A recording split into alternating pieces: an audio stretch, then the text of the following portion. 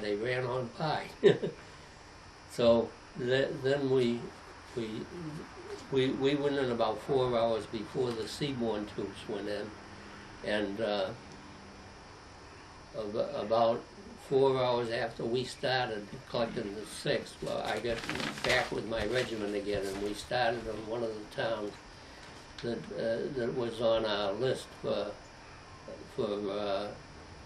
cleansing it of the Germans, so to speak. And we found that, let's see now.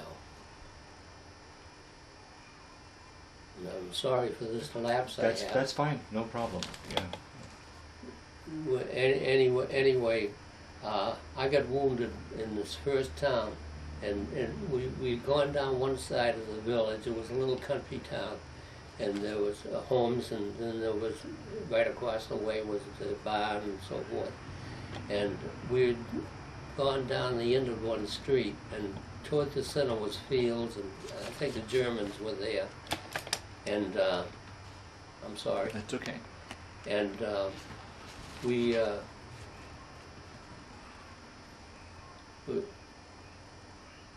were starting back from the end of the street, and I got shot through the left arm. It was an explosive bullet, which was outlawed by Geneva Convention rules, but somebody had used their spare time to file the tip of a bullet. I have the bullet here and 2 pieces of shrapnel that I get hit with later in Holland, and I'd like to show them to you. Certainly. Remind me, I'll have my wife get them out for you. They were in the picture that you read on page 3.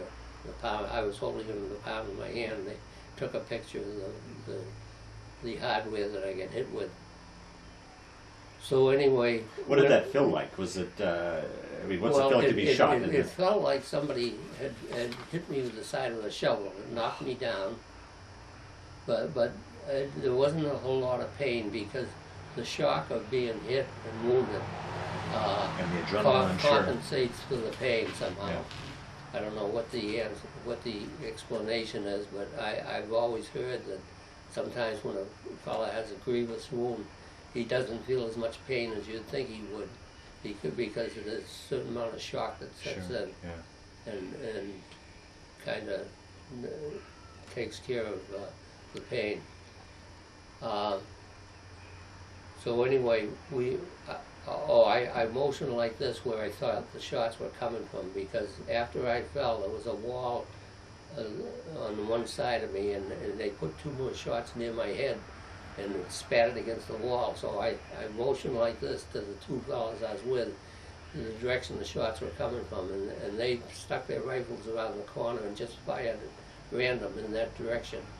And when they did, I got up and I ran to the cover of the nearest barn. The two fellows had gone behind.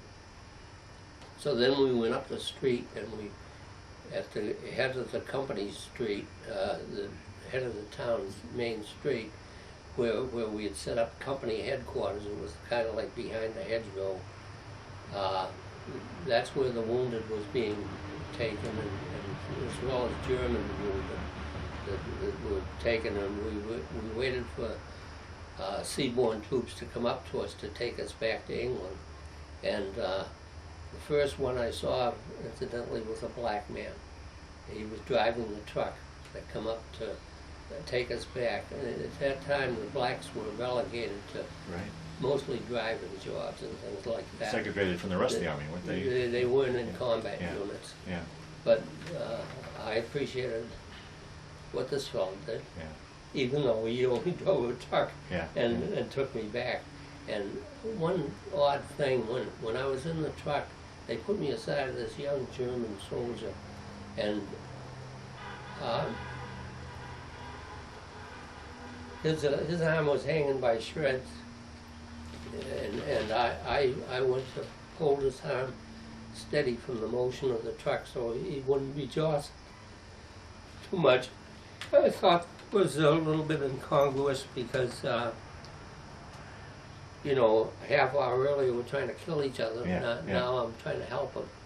But we became 2 human beings. Right. and both too young to be doing what we're doing. Exactly. Because I had just turned 21 the week before I parachuted into Normandy, and he was not even as old as myself. Oh, another thing, when I forgot to mention it, but when we were flying over looking for a drop zone, a lot of the planes were being shot down, and I saw at least one go down close to us, and I learned afterwards that the plane that I was supposed to have been on had moved at the last minute so I could be with my lieutenant and be his communication, being a radio operator. The other plane went down with everybody on board and nobody got out alive. And I had been bunkmates with these people for all the time we were in England, so that was tough to take. Learning. I didn't know at the time that they were the ones shot down, but I learned after they were one of the planes that went down and nobody got out.